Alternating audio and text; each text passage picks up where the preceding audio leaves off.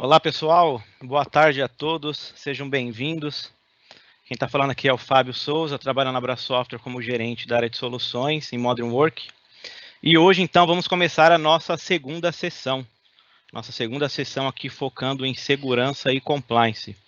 Antes de iniciarmos, reforço aqui o convite para que vocês sigam os canais da Abra Software, LinkedIn e Instagram, tá? Todo conteúdo, os nossos eventos, as nossas ações são sempre compartilhados nesses canais, tá? Então, reforço aqui o convite para que vocês nos sigam nesses canais, tá bom? Bom, seguindo aqui a nossa agenda, hoje nós iremos falar um pouquinho sobre mitigação de riscos internos em compliance. Então, para quem não acompanhou, na semana passada, no dia 25, nós fizemos a primeira sessão, onde falamos ali sobre proteção de dados, falamos de rótulos, falamos de identificar informações sensíveis, falamos de vários recursos interessantes em relação a esse tema. A gravação vai ser disponibilizada de todas as 3 sessões, tá? E hoje, então, a gente vai abordar um pouquinho sobre riscos internos e compliance, e na semana que vem teremos a última sessão, no dia 9, falando um pouquinho de ameaças avançadas, né? Como se proteger de ameaças avançadas e desconhecidas com o Office 365. Bom, nós teremos na última sessão, na semana que vem, um sorteio para a prova MS 900, então teremos um voucher. Então é importante que vocês confirmem a presença no dia de hoje, né? Apenas quem participar em todas as sessões será elegível ao sorteio da semana que vem. Então, escaneiem aí o código para acessar o formulário de confirmação. E nós também vamos colocar no chat o link de acesso ao Forms. Então, se você não conseguir escanear o QR Code aqui e acessar o formulário, dê uma olhada no chat, que o Bruno vai colocar o link direto para o formulário, tá bom? Então, super importante aqui a confirmação para que você concorra ao voucher na semana que vem. Bom, então, para darmos início aqui, uma pequena introdução, né? O time que está disponível, que já está apoiando desde a semana passada e continua conosco no dia de hoje. Temos o Bruno ajudando aqui na moderação. Então, se você tiver alguma pergunta, coloque no chat que o Bruno está nos apoiando. O Caio, que atua hoje com segurança e compliance aqui na Abra Software.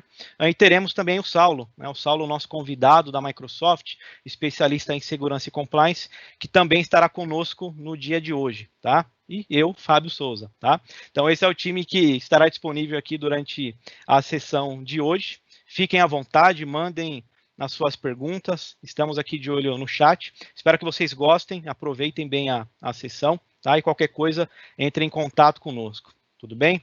Bom, então, para começar, vou chamar o Caio. Né? O Caio vai fazer uma introdução aqui sobre o tema, sobre alguns desafios, sobre o que, de fato, iremos abordar hoje para mitigação de riscos internos e compliance. Então, Caio, passa a palavra aí para você. Opa, boa tarde, Fábio. Obrigado. Boa tarde, pessoal. Tudo bem? Então, vamos lá. Para começar, né, falando desses itens que nós teremos nessa sessão de hoje, eu vou passar aqui para a próxima tela. E aqui é interessante que a gente tenha uma visão, né, de como aconteceram aí algumas mudanças, né, no passar dos anos e olhando para algumas tendências, né, quando nós olhamos aí para a evolução tanto de tecnologia dentro dos ambientes, as soluções e também entendendo que as pessoas precisam se adaptar, né, a essas novas realidades e acompanhando toda essa movimentação e conseguindo manter aí minimamente segurança e conformidade em cima das nossas informações, né? Então, olhando para essa necessidade, a gente precisa conseguir, né, ser capaz de identificar alguns riscos, tanto olhando para um cenário externo e principalmente para um ambiente interno, né, e conseguir, de alguma forma, atuar aí em algumas atividades mal intencionadas e inadvertidas dentro da companhia. Tá? E aqui nós temos uma timeline, aqui alguns exemplos de pontos importantes que nós precisamos aí ficar atentos dentro do nosso ambiente. E algum desses casos justamente pensar na exposição, né, ou vazamento de informações confidenciais e dados sigilosos aqui, também roubo de propriedade intelectual, toda a questão de fraude, né, e troca de informações internas que possam caracterizar aí um possível conflito de interesse. Né? Então, com isso, a gente já tem diversos pontos que podem ser identificados, que devem ter uma atenção especial dentro do nosso ambiente, ok? Passando para a próxima tela, a gente consegue identificar aqui, né, olhando um pouco para as necessidades atuais e também alguns desafios que nós temos no nosso dia a dia em manter um ambiente seguro e em conformidade, né, a gente tem diversos pontos, diversos aspectos que acabam dificultando, né, trazendo aí diversos desafios para o nosso dia, que alguns desses caras se caracterizam aí como o crescimento, né, aí a quantidade de informações que são acessadas, como elas são acessadas, né, nós temos as nossas informações confidenciais aí sendo consumidas em diversas aplicações, em diversos dispositivos, né? E com isso a gente acaba perdendo um pouco da visibilidade que principalmente em onde essas informações estão sendo consumidas, né, utilizadas ali, e a gente precisa, em diversos momentos, conectar diversas ferramentas, departamentos internos para conseguir ter um mapeamento ali mais assertivo em cima de tudo isso, né? E olhando para toda essa necessidade, nós temos aqui diversos conceitos, né, e pontos específicos que precisam ser utilizados olhando para a tecnologia. Né? A gente vai falar aqui de comportamento dos usuários, a gente acaba entrando, né, sempre tocando no ponto de DLP, né, então olhando para a questão de prevenção de perda de dados aí, a gente tem diversas ferramentas que precisam ser conectadas para que a gente tenha, no final do dia, um resultado satisfatório para a companhia. Né? Então, olhando para isso, eu chamo o Saulo aqui para a gente começar a bater um papo, falar um pouco aqui de como a Microsoft se posiciona, né, e as possibilidades que nós temos de atuar nesses pontos com as soluções que a gente tem aí disponíveis hoje. Ok? Saulo, por favor. Obrigado, Caio. Bem, muito bem colocado. Muito bem colocado. A questão do risco interno é uma das grandes preocupações dos clientes. Muitos clientes nos procuram perguntando não só em termos de DLP, como evitar o vazamento da informação, mas também como monitorar essa questão do vazamento intencional, ou mesmo não intencional por falta de cuidado, né? Todos esses aspectos devem ser considerados. E eu gostaria de começar essa conversa falando um pouquinho de DLP. Quando nós falamos de DLP, é sempre um novo desafio, porque quando nós saímos daquele ambiente on-premise, onde você conseguia colocar uma solução de guarda no perímetro, que era onde todas as informações, todas as aplicações estavam encased ali dentro, eu conseguia proteger a informação, conseguia proteger. Mas agora com esse mundo cloud, com esse mundo híbrido, onde as informações trafegam entre aplicações externas, aplicações de nuvem, entre dispositivos que estão sempre se movimentando, a questão do work from home, tudo isso aí traz um novo panorama. Eu vou compartilhar minha tela aqui, se você me permitir. À vontade. Ok, de vez em quando vocês estiverem vendo, por favor. Para mim, tá ok. Eu gostaria de convidar uma pequena reflexão, né? Isso que eu estava falando. Você tem lá hoje o seu ambiente on-premise, provavelmente com Active Directory e alguns file servers, ou alguns file shares, e você tem esse ambiente de nuvem, que eu vou ilustrar aqui pelo Office 365, mas também pode ser um file server em Azure, por exemplo, né? Pode ser um file server numa outra nuvem. Aqui, por exemplo, você tem essa conexão com AD, e conforme você implementa soluções de DLP no perímetro, a gente sabe que isso aqui não vai acatar todos os tipos de compartilhamento que o usuário vai fazer aqui com outras nuvens ou com agentes externos, né? Mesmo porque normalmente as soluções elas não enxergam ali dentro. Mas o que acontece também além de ter acesso à nuvem, o usuário tem acesso à nuvem de diversos dispositivos, do dispositivo de trabalho, que está registrado no domínio, ele está domain registered, no dispositivo pessoal, que é, por exemplo, um BYOD, que uma política permite que ele use para trabalhar, ou até mesmo num dispositivo móvel, que ele vai utilizar para acessar o e-mail dele, por que não? Né? Uma das formas mais simples de acesso às informações da empresa é o cliente de e-mail instalado no seu celular, e isso hoje se estende aos clientes de acesso aos arquivos corporativos. Então, quando você pensa em todas essas dimensões, é complicado falar de proteção da informação, de prevenção de vazamento ou de monitoramento de risco interno, se você não considera esse cenário estendido, né? Então, um dos primeiros cenários, convidando aí a refletir sobre aquele cenário de Zero Trust que a gente conversou, né? Trazendo aqui um slide para ilustrar o que a gente conversou na última reunião. Esse cenário de Zero Trust, ele é baseado numa recomendação do NIST, né, que diz que a gente tem que considerar, além dos parâmetros do perímetro, os parâmetros do usuário, do dispositivo, das informações acessadas, e sempre verificar, né, a questão de assumir a breach, né, assumir que houve um vazamento, assumir que alguém está ali indevidamente e sempre verificar. Então, olhando por esse prisma, um exemplo aqui desse conceito se eu tenho um usuário que está compartilhando um documento de sua conta do OneDrive ou está tentando fazer copy-paste de informações desse documento usando seu celular para uma aplicação desconhecida ou para uma aplicação não aprovada, seria interessante se eu tivesse formas de verificar isso, né, e permitir que na hora que esse documento fosse salvo, ou quando o usuário faz uma edição desse documento que ele abriu nesse dispositivo, eu entender se esse documento está sendo salvo num storage válido, onde eu tenho governança, ou se ele está sendo salvo num storage externo, onde eu não tenho governança. É o clássico. Abrir o documento do OneDrive é muito simples, fazer isso no celular, né, com as telas dos smartphones e a facilidade de uso, consigo manipular um documento ali facilmente.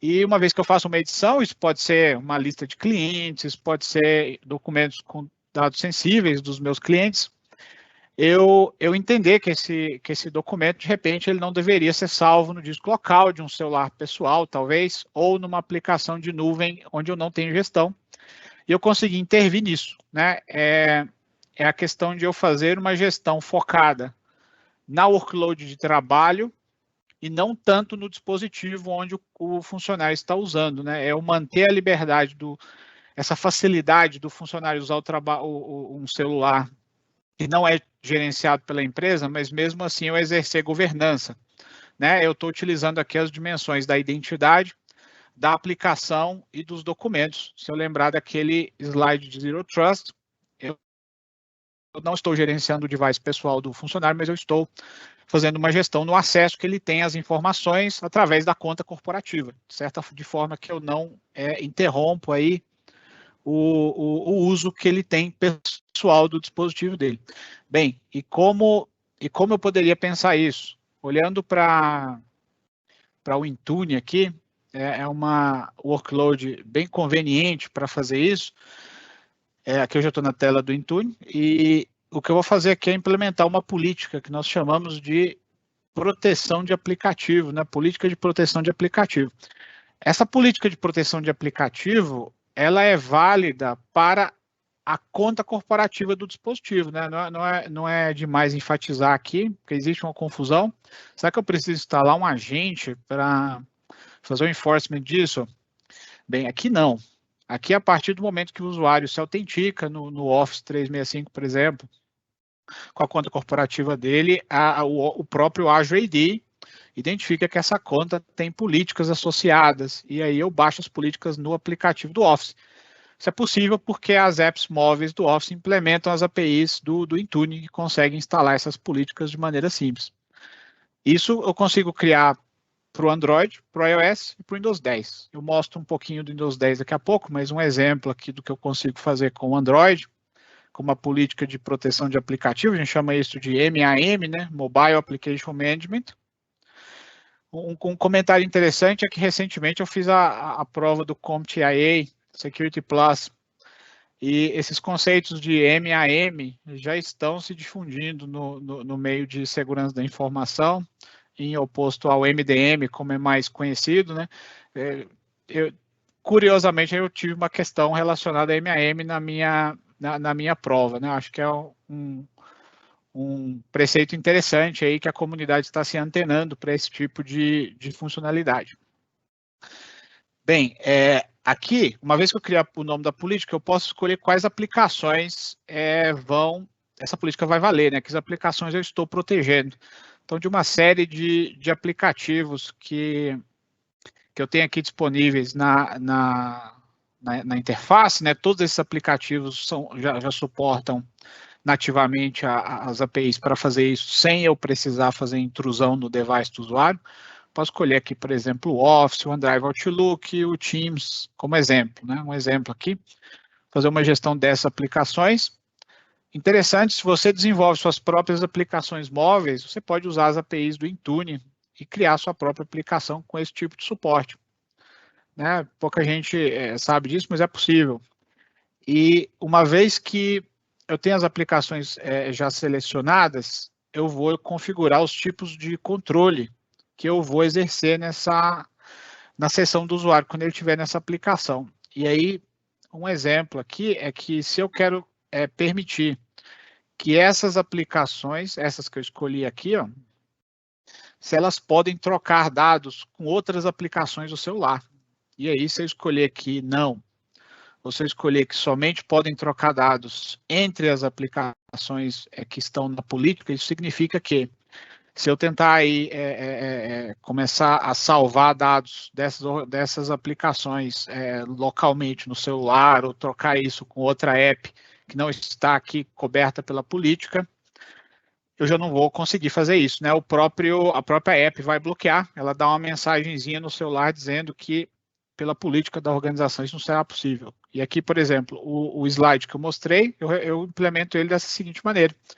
Então, assim, olha, salvar cópias dos dados da organização é possível ou não? Sim, porém eu só vou permitir que isso seja salvo no OneDrive e no SharePoint. Com isso aqui, eu estou garantindo que o usuário vai poder trabalhar, ele consegue abrir o arquivo ali na aplicação para ler, para editar o que ele precisar, mas na hora de salvar ele não vai ter a opção de salvar isso no disco local. Isso me dá um pouco mais de governança aí sobre o uso das aplicações móveis para acessar documentos da empresa em dispositivos pessoais, principalmente, né? Eu estou dando liberdade, porém com os controles necessários para me ajudar a governar esse fluxo de informação.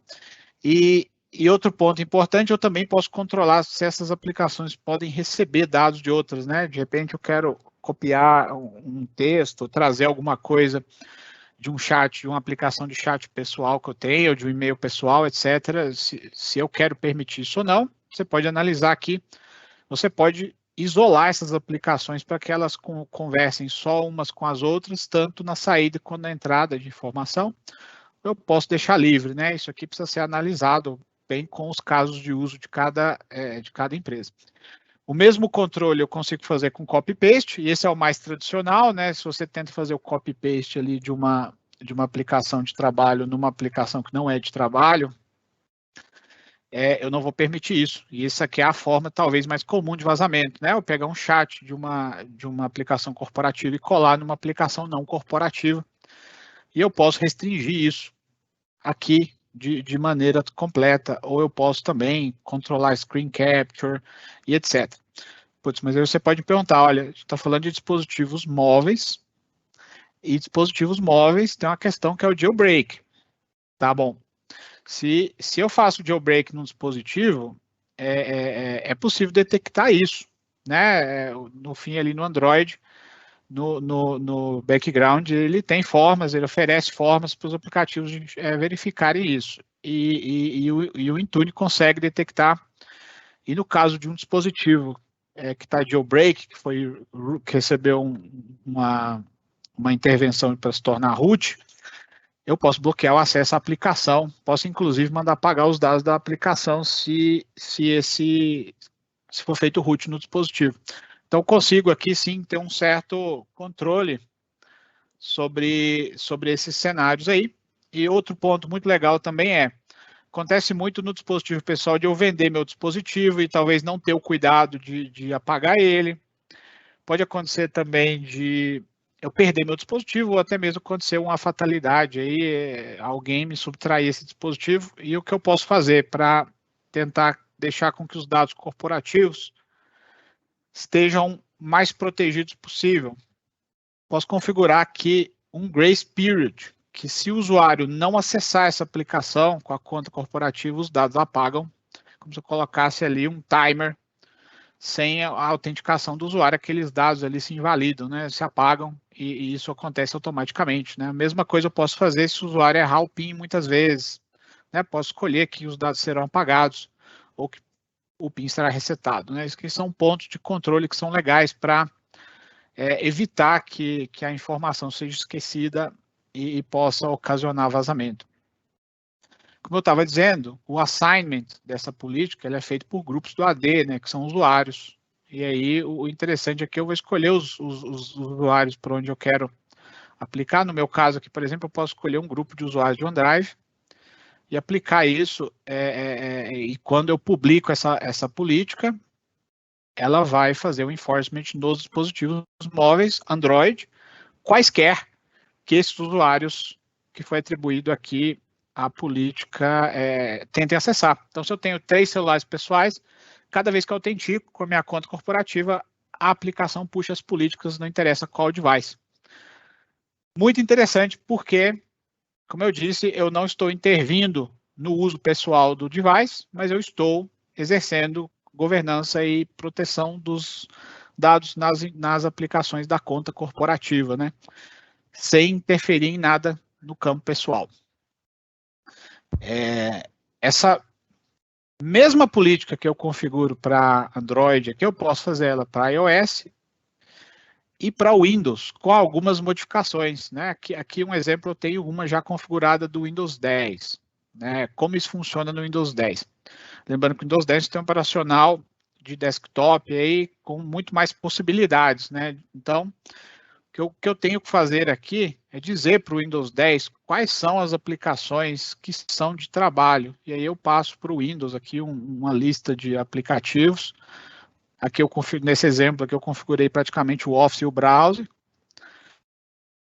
E digo para ele quais são os domínios que o usuário usa para trabalhar. E aí, por exemplo, que são esses domínios, eu exemplifico, por exemplo, o domínio do SharePoint, né? Da organização, ou o domínio do Outlook Online da organização.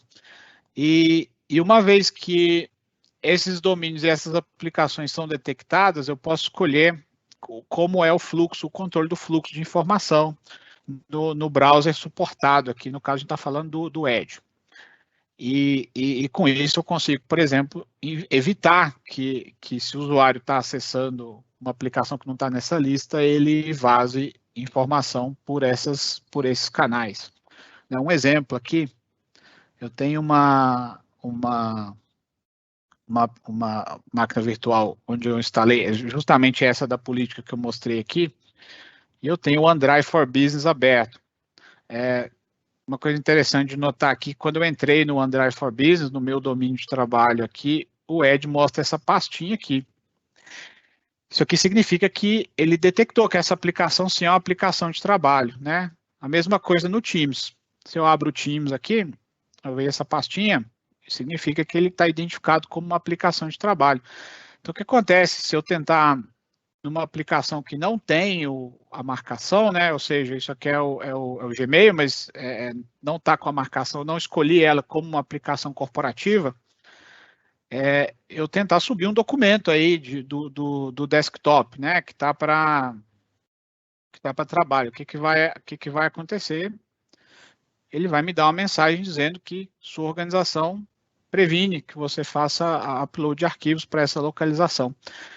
Ele está efetivamente me contando aí que você não pode ficar trocando dados entre domínios de trabalho e domínio pessoal. Né? Isso aqui me ajuda, mais uma vez, governar esse fluxo de informações.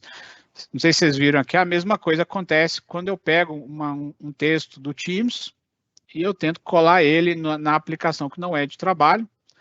Ele me diz aqui que foi bloqueado o paste pelo mesmo motivo. Né? Se eu tentar fazer isso no Word, por exemplo, vai funcionar, porque o Word é uma aplicação de trabalho. Então, entre as aplicações, o copy-paste é permitido. Porém, quando eu saio um pouquinho da borda de trabalho, aí, da borda do corporativo, eu já começo a sair dessa questão. Né? Então, olhando pelo que a gente estava conversando, aqui a questão de utilizar o dispositivo pessoal, eu tenho formas de governar um pouquinho isso, né?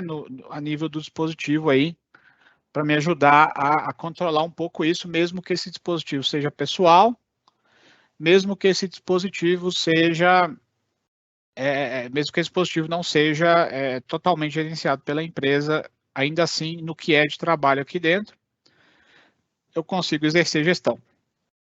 Agora, a dúvida fica sendo, se a aplicação está na nuvem e eu tentar acessar isso, né, de repente de algum outro OS, né, sei lá, de repente eu tenho um outro OS aqui que tem Linux, não sei, ou eu tenho algum outro OS que não está naquela lista de OS suportados.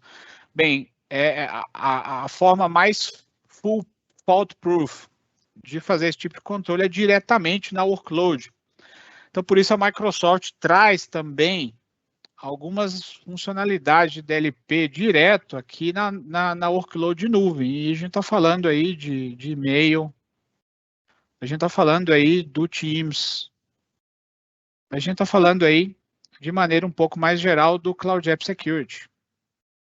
E é aí que eu começo do SharePoint, né, talvez. O SharePoint também e o OneDrive.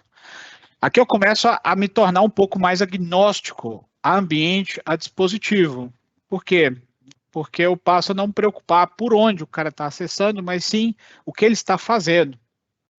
E quando eu olho essas políticas direto na workload, eu tenho um outro aspecto que quando eu recebo um correio na minha solução de e-mail, eu não precisar fazer forward desse correio para uma solução externa, eu consegui tratar essa proteção de informação diretamente no workload de correio. Isso aqui me traz menos complexidade no fluxo, menos delay para entrega do correio e também mais integração, né, mais facilidade da gestão disso. E um exemplo disso que a gente está falando aqui, eu vou voltar no mesmo compliance manager que a gente olhou na última conversa.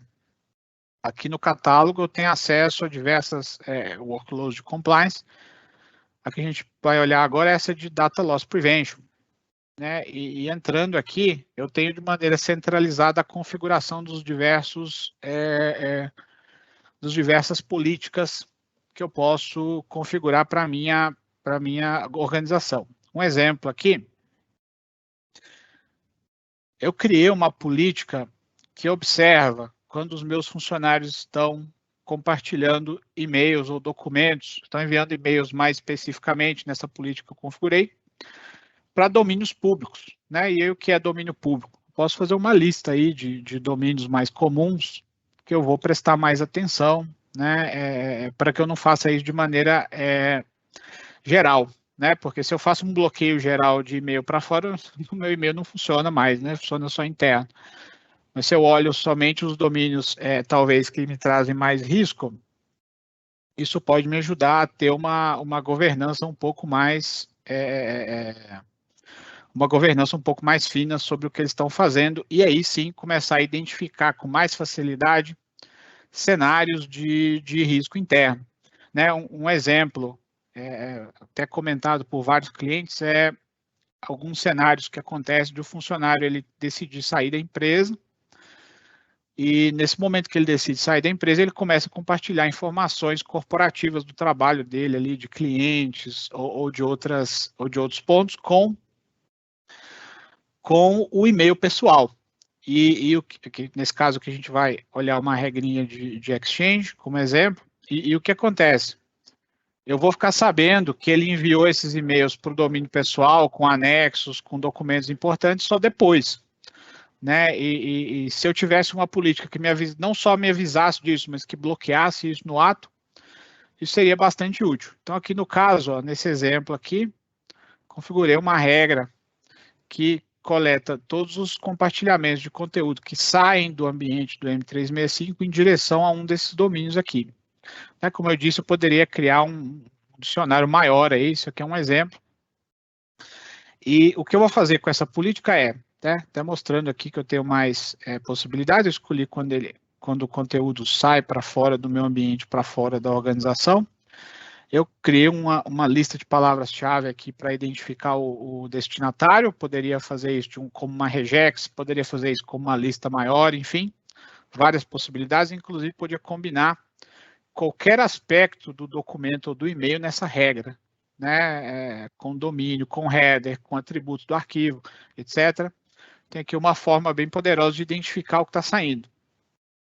Inclusive com exceções, se for necessário, né, com os mesmos parâmetros aqui, se eu precisar fazer alguma exceção.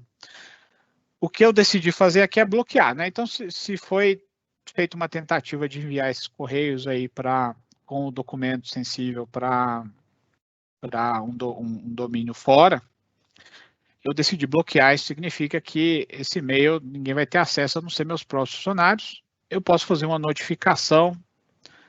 E olha o que é importante dessa notificação. Quando estou tratando bloqueios de uso das ferramentas corporativas, é muito importante eu contar para o funcionário por que foi bloqueado. E isso porque esse caso é uma questão de educação, se é uma questão de erro, se é uma questão, etc., o funcionário ele já está notificado para que ele não persista nesse erro, né? Nesse caso aqui é um caso muito simples, só posso avisar para o funcionário, olha, você não pode compartilhar documentos aí com esses domínios públicos, né? Isso aí não está previsto na nossa política, ou a nossa política aqui não permite isso. Posso escolher o texto, enfim, dar uma dica para o funcionário isso aqui.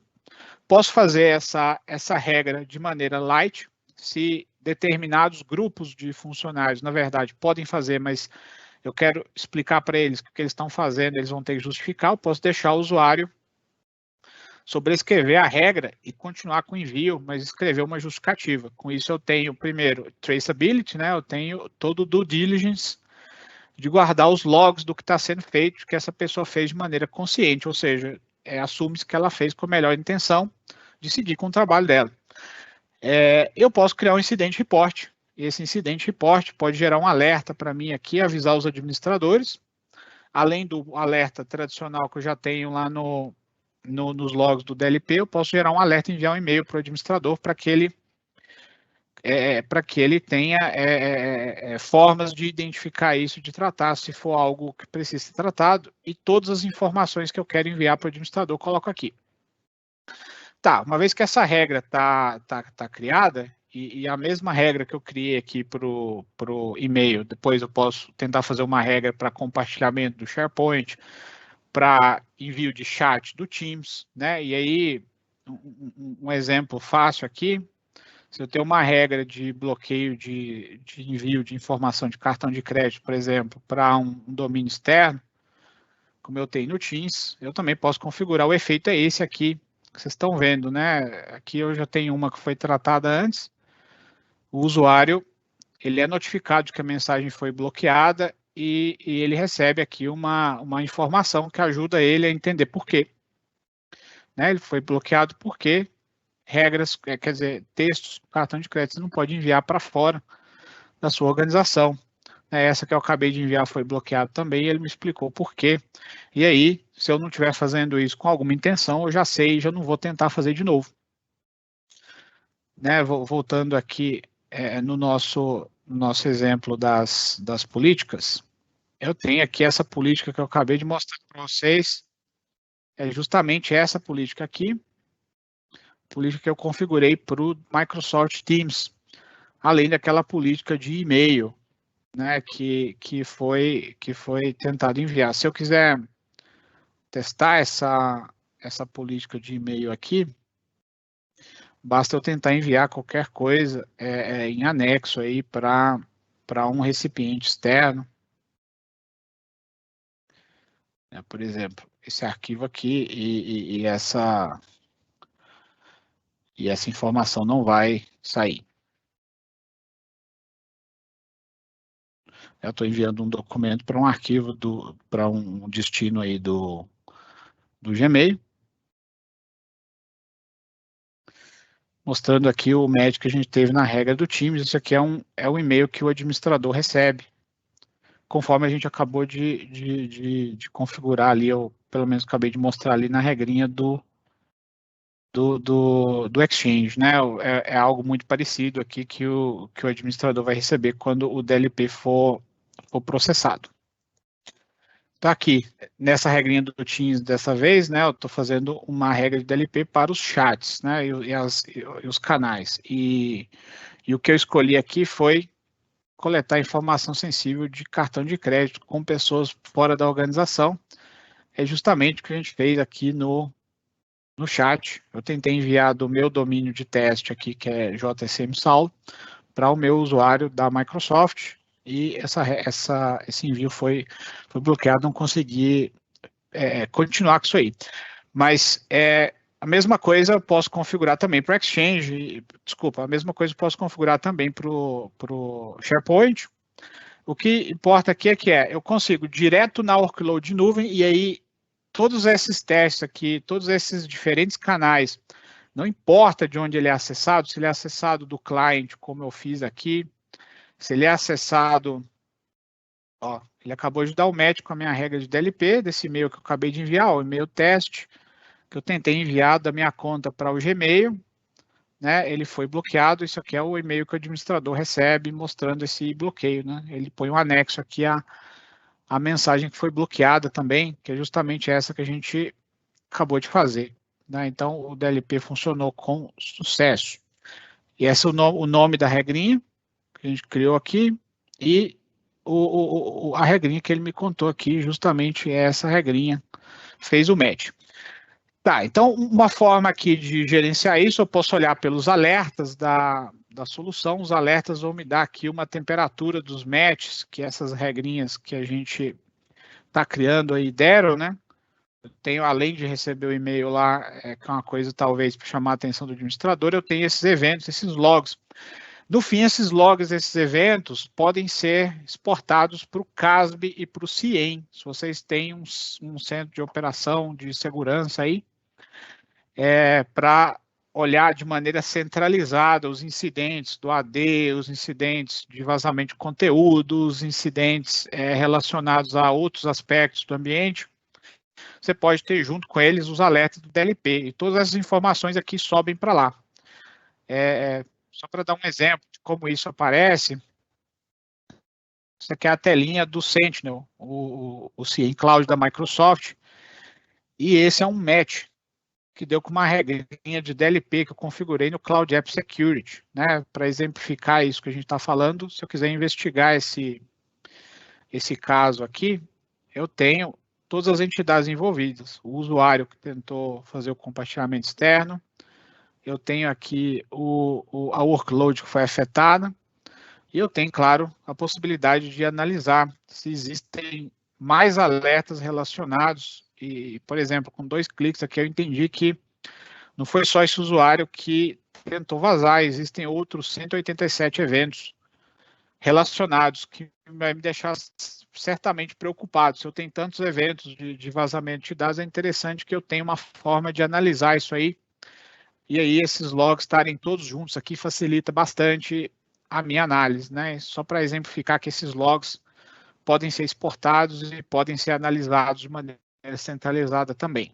Mas, voltando aqui para a nossa interface, tudo bem. Então, eu tenho esses logs, mas e se eu quisesse automatizar aquela agregação de informação que eu mostrei no CIEM de uma maneira mais proativa, com o meu time de incidente, aí, com o meu time de, talvez, de auditoria. Se eu quisesse notificar alguém de auditoria para tomar uma ação imediata, se acontece, por exemplo, um evento do tipo, que a gente citou o exemplo faz pouco tempo aqui, se o usuário na semana que ele decidiu sair da empresa, ele resolve mandar tudo para o e-mail pessoal dele. Se acontece um evento desses, aí a gente conta com um workload muito interessante, que eu vou chamar de Insider Risk Management. E agora sim a gente está começando a falar de um fluxo de negócio automatizado, que ajuda justamente o profissional de auditoria, de compliance, de atendimento a incidente, aí, a ter uma visão centralizada disso, a partir dos logs das ferramentas de DLP. Vamos ver aqui como isso é apresentado. Imagina que aquela regra que eu configurei agora há pouco, né, que estava configurada de Mail to Public Domains, essa que a gente usou aqui para exemplificar, se o usuário infringe essa regra, sei lá, 3, 4 vezes no mesmo dia, isso aí já começa a significar que existe uma certa intenção, né, de sair com a informação. E se isso está sendo tentado muitas vezes, eu posso pôr um threshold, talvez, por exemplo, como eu disse, 3, 4 vezes, através de diferentes canais, enfim, eu posso fazer uma combinação. Assim, olha, se ele tentou sair uma vez pelo e-mail, uma vez pelo SharePoint, uma vez pelo Teams, são 3 sinais para mim é um threshold. Me dá um alerta. Aí, de acordo com esses thresholds que eu configuro, eu passo a ter os alertas aqui na ferramenta de Insider Risk. Quando eu vejo um alerta aqui na Insider Risk, ele me aponta isso como uma suspeita. Mas quando eu recebo uma suspeita, que ele me conta aqui até a regra que está relacionada, ó, ele vai falar o seguinte, vai falar assim, olha, eu detectei aqui, essa até foi uma detecção até um pouco antiga, eu detectei aqui que houve uma tentativa massiva aí de vazamento. Todas as atividades relacionadas a esse trigger que a gente pegou, mais as atividades parecidas dos últimos 6 meses, eu vou te mostrar aqui para você fazer uma análise se isso é um desvio de comportamento, se isso é normal, se é isso mesmo. Então, ele me mostra aqui nos últimos 6 meses e ele continua agregando informação aqui nos próximos 30 dias. Isso é legal, né? Nos próximos 30 dias ele continua agregando e ele vai me mostrar aqui todos os eventos relacionados. Nesse caso aqui, né, são vários eventos da mesma natureza que me demonstram um comportamento recorrente aqui, que me faz querer investigar melhor esse caso.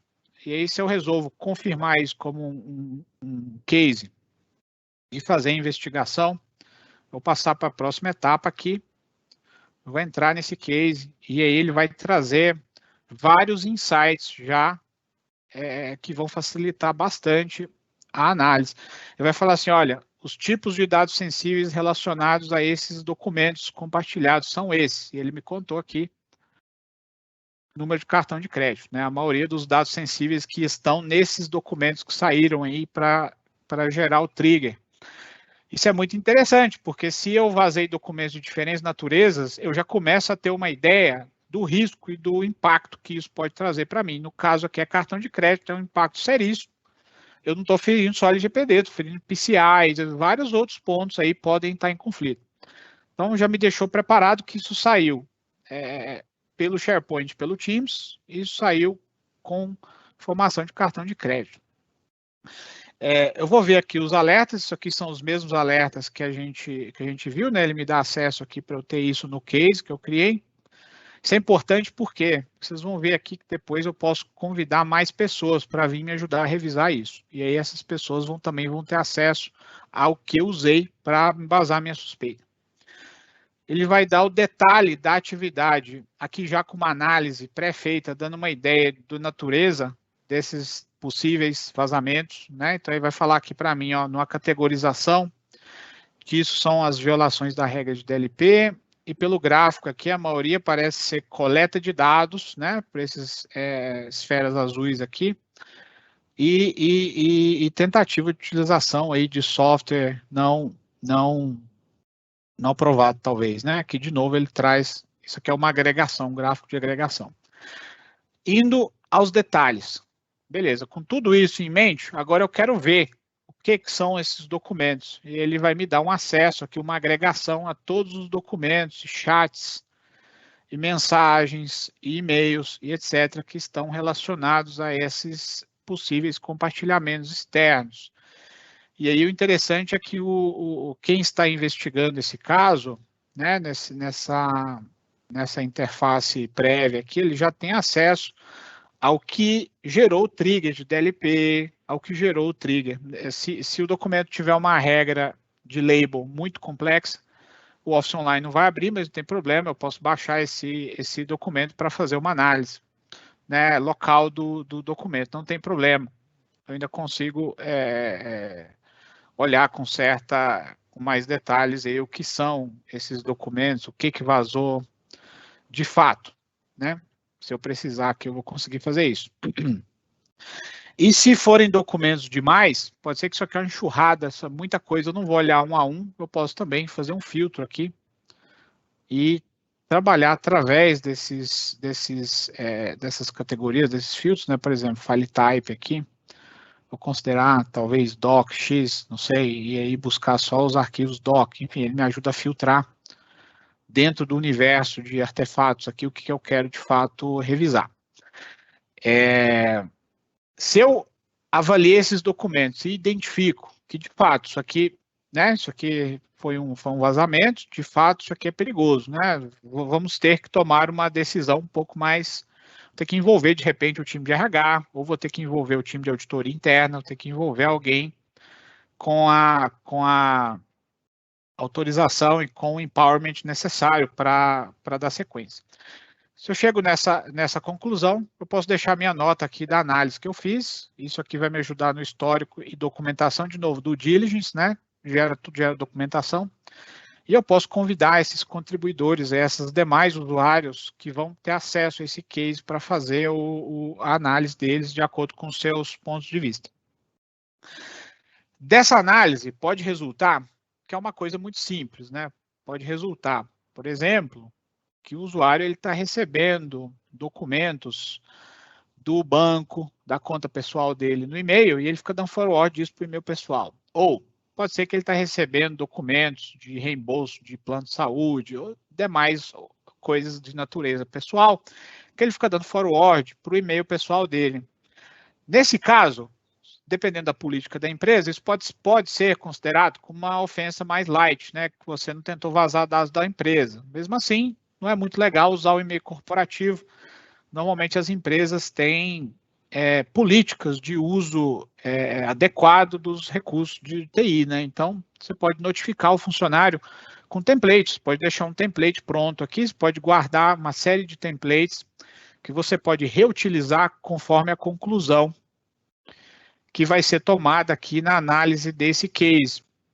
E aí, se for uma ofensa light, aí você já pode deixar um e-mail pronto do tipo, olha, de acordo com a política da empresa XPTO, o envio, o uso do e-mail corporativo para fins pessoais não é recomendado, etc, e explicar isso para o funcionário. Normalmente o funcionário vai dar o jeito dele ali, ou ele vai entender isso e vai ficar registrado que houve essa ofensa. Se ele rescindir e continuar fazendo, né, outra história, mas você vai poder notificar ele. Mesma coisa se for uma coisa um pouco mais hard e você quer chamar o funcionário para conversar, você também pode usar de repente um template aqui, informando de ferir as políticas corporativas. Então essa ferramenta ela facilita essa comunicação, essa notificação através de templates, né? Esses templates podem ficar prontos aqui para facilitar a operação. Se além disso, tudo que eu analisei aqui, eu ainda preciso investigar um pouco mais, porque pode ser, quando a gente fala de risco interno, a gente está falando também de casos um pouco mais perigosos, um pouco mais feios, né? Corrupção, etc. Se eu preciso começar uma análise mais forense, mais para esse lado, de repente eu preciso abrir uma descoberta eletrônica, né? Um caso de discovery. E aí, não tem problema, né? Eu já posso daqui mesmo escalar isso aqui para um case de discovery. Né? E a ferramenta já vai lá no eDiscovery e cria esse caso para mim. A pessoa que tem acesso ao eDiscovery, né, é muito importante, só fazer um comentário aqui, é muito importante o cliente, a pessoa ter ter uma boa política de criar os roles de acesso a esse tipo de workload de compliance com um pouco mais de cuidado. Exemplo, se eu tenho muitos global admin no meu tenant e eles têm o Discovery Manager, né, esse tipo de permissão, isso significa que esses funcionários podem fazer buscas nos e-mails retidos dos funcionários. E isso, por si só, pode ferir LGPD, pode ferir coisas de estar lendo e-mail pessoal ou segredo da empresa, enfim, isso é muito cuidado com isso. Então, é importante quando você escala o caso ou quando você define as permissões do seu tenant, você considerar os roles de acordo com o que a pessoa está permitida fazer no trabalho. Né? De repente, o time de audit pode ter o role de Discovery Manager temporariamente, né? no fluxo de PIM, no fluxo num fluxo de acesso privilegiado. A gente pode falar disso numa futura conversa, o Azure AD permite você criar esse tipo de fluxo de acesso privilegiado temporário, né, com revisões. O importante guardar aqui é que não é legal todo usuário que tem acesso ao administrativo ter acesso também às ferramentas de compliance de maneira indiscriminada. Né? Vocês estão vendo aqui o que pode ocasionar, além de todo o benefício que pode trazer também se for usado corretamente. E claro, se isso aqui for uma coisa, como eu disse, light, eu notifiquei o funcionário, eu resolvo o caso, e aí esse caso fica arquivado, fica guardado ali, como evidência de que foi feita uma investigação. Qualquer coisa que for necessário demonstrar logs, etc., até por vias das leis novas, aí muita gente pede logs, etc., todas as evidências estão guardadas, você vai ter feito a due diligence correta quanto ao tratamento do caso. Indo para o e-discovery, aqui, só para concluir, né, a gente vê aqui a investigação per se. O Discovery ele vai permitir que um usuário que tem o role correto tenha acesso aos artefatos aí das ferramentas de colaboração do funcionário. Isso aqui vai ajudar principalmente a auditoria. Então, aqui um exemplo muito simples, né, de um case que foi criado para fazer uma busca na conta do meu usuário de teste. Ele trouxe todos os e-mails, todas as mensagens de Teams, todos os arquivos desse funcionário. Isso fica à disposição para o e-discovery manager fazer pesquisas, fazer buscas, ler os documentos, preparar um conjunto de documentos que pode ser exportado como evidência para uma investigação, e etc. Então, nesse caso aqui, eu fiz uma busca de discovery nessa conta. Ele vai me dar todos os detalhes desse funcionário, um mailbox e um site no OneDrive, foi o que trouxe essa pesquisa aqui. Ele me conta um pouco das localizações e as pesquisas que eu fiz, o que eu queira fazer, né? Se eu quiser automatizar uma pesquisa que vai ficar sendo alimentada, né? Por exemplo, aqui eu criei essa pesquisa aqui que ele busca Visa, né? Ele encontrou 217 itens em 5 caixas de correio ao longo do meu tenant, né? E ele pode, além dessas estatísticas aqui, me dar acesso a esses elementos.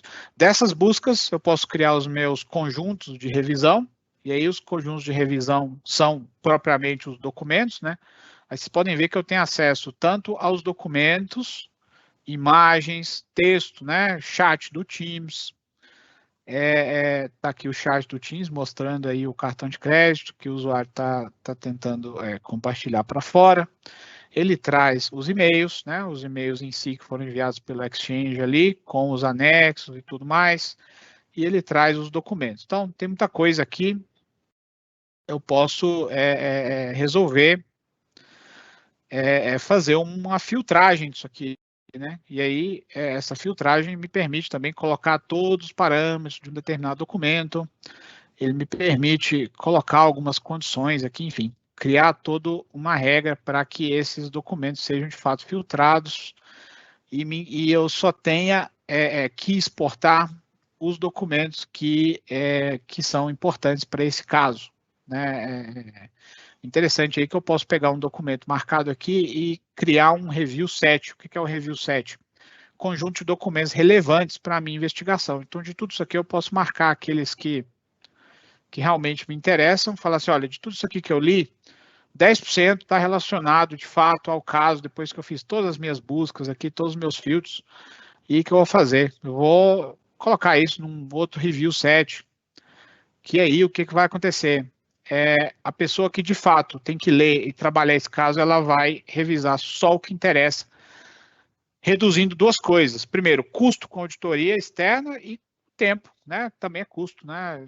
Normalmente a auditoria externa vai te cobrar aí pelo volume de dados que ela tem que revisar. E se você manda algo um pouco mais selecionado, revisado, desenhado justamente, o que os advogados, o que os funcionários vão ter que ler menos, isso ajuda a reduzir o custo com auditoria externa. É algo que a Microsoft tem até um artigo no público aí falando sobre isso, redução de custo com a Discovery. Então, assim, o que eu queria mostrar um pouco disso aqui, pessoal, eu tentei dar uma geral sobre um pouquinho desses aspectos de DLP implementados direto na aplicação, implementados no sistema operacional ou no dispositivo, e as workloads implementadas na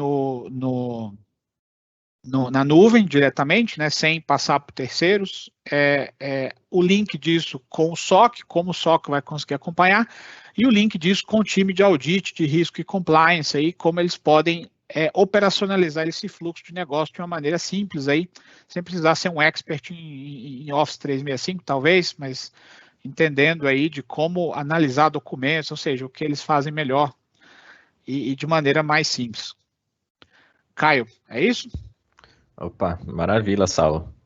Isso mesmo, acho que deu para, né, clarear bastante aí a ideia, né, a visão de como essas ferramentas aqui dentro do ecossistema Microsoft conseguem apoiar a gente, né, em todas essas buscas aí, não olhando somente para tudo que acontece de uma visão externa, né, tentando de alguma forma chegar ao nosso ambiente, mas também tudo que acontece internamente. Isso acaba abrindo bastante a visão da capacidade que a Microsoft tem hoje para nos apoiar. Eu acho que é basicamente isso, né? Bastante informação, né? A gente vê que existe uma conexão muito grande entre várias aplicações, né? Então, uma solução sempre vai conectar em uma outra para que a gente tenha o máximo possível ali na resolução dos nossos problemas, né? Na identificação desses ataques, né? Dessas atividades aí mal intencionadas ou não dentro do nosso ambiente. E eu acho que isso já clareia bastante a nossa visão em relação a esses pontos. Eu acho que é basicamente isso. Fábio, por favor. Perfeito. Muito bom, Saulo, a abordagem. Obrigado aí pela participação, obrigado ao Caio também. Reforço a todos que semana que vem, então, teremos a última sessão. Então, a última sessão vai cobrir ali num aspecto voltado para ameaças avançadas e desconhecidas com Office 365. Então, a gente vai falar de alguns assuntos bem bacanas, como se proteger, principalmente sobre a questão de phishing, né, sobre campanhas, como conscientizar os colaboradores sobre esses itens, usando o que nós temos de ferramenta dentro da suíte de segurança Microsoft. Então, fica aqui meu agradecimento à participação de todos, ao Saulo aí pela excelente demonstração, ao Caio também. Obrigado a todos e teremos novamente dia 9/3 às 15 horas, nossa última sessão, tá bom? Pessoal, obrigado a todos, tenham a todos uma excelente tarde e espero vocês na próxima sessão. Obrigado. Boa tarde, pessoal. Obrigadão aí. Boa tarde, pessoal. Muito obrigado. Espero vocês na próxima sessão. Tchau, tchau.